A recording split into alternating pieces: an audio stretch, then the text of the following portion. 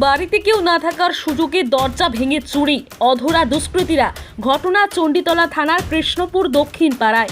স্ত্রী মালেখা বেগমকে নিয়ে সেলিম মল্লিকের পরিবার থাকতেন এই বাড়িতে। পারিবারিক বিবাদে সেলিমের স্ত্রীর নামে থানায় মারধরের অভিযোগ হওয়ায় গত 10ই নভেম্বর থেকে ঘর ছাড়া ছিল মালেখা বেগম। কোর্ট থেকে জামিন নিয়ে আজ ঘরে প্রবেশ করলে দেখেন বাড়ির আসবাবপত্র লণ্ডভণ্ড হয়ে পড়ে রয়েছে। দরজা জানালা ভাঙা, আলমারি ভেঙে সোনার গহনা সহ নগদ অর্থ উধাও। তারপরেই চণ্ডীতলা থানায় লিখিত অভিযোগ দায়ের করেন সেলিমের পরিবার।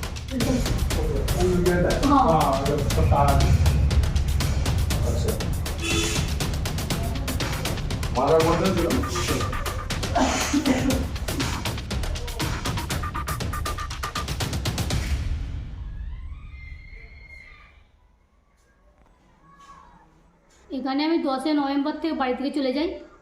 আমার নামে একটা কেস দেওয়া হয়, আমি বাইরে বাইরে থাকি। তারপর কালকে জামিন নেওয়ার জন্য ঘরে এসে দেখছি ঘরটার মধ্যে যা কিছু আমার থাকে, সোনা দানা, টাকা পয়সা, যা আমার আশবাস, মানে সব ঘরের মধ্যে কিছুই নেই। আমি পুলিশকে জানিয়েছি, সল্লিকে বলা আছে যে আমার জিনিস চলে গেছে। এই পুলিশ এসেছিলো, ইনকোয়ারি হয়েছে। গহনা কত টাকার মতো ছিল? গহনা ছিল 190 গ্রামের মতো সোনার জিনিস ছিল খালি, আর রূপো ছিল 1 কিলোর মতন। সমস্ত সোনার রূপোর বাটি, গ্লাস, বাসন। আর আমার প্রথমে সিসিটিভি ক্যামেরাটা যখন ভাঙে তখন আমরা এসে বলি যে আমার একটা কারিগরকে পাঠাচ্ছি, ক্যামেরাটা চলছে না কেন।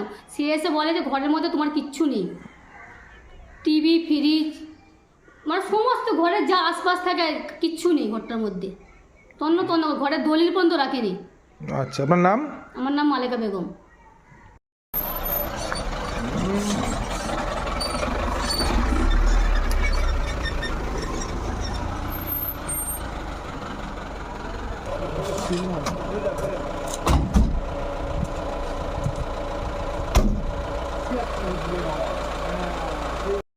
পরে গোটা বিষয়টি খতিয়ে দেখতে ঘটনাস্থলে আসে চণ্ডীতলা থানার পুলিশ। মালেখা বেগমের দাবি, এই চুরিতে তারা আত্মীয় কেউ জড়িত আছে, তাদের নামেই অভিযোগ করা হয়েছে। এখনও অধরা দুষ্কৃতীরা। তবে এই ঘটনায় যথেষ্ট চাঞ্চল্য ছড়িয়েছে কৃষ্ণপুর দক্ষিণ পাড়ায়। হ্যালো, হ্যাঁ বলো।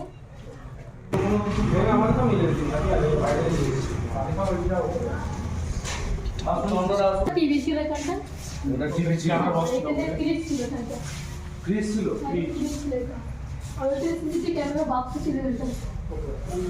হ্যাঁ, সব তার আছে। Bureau report, DNN Bangla.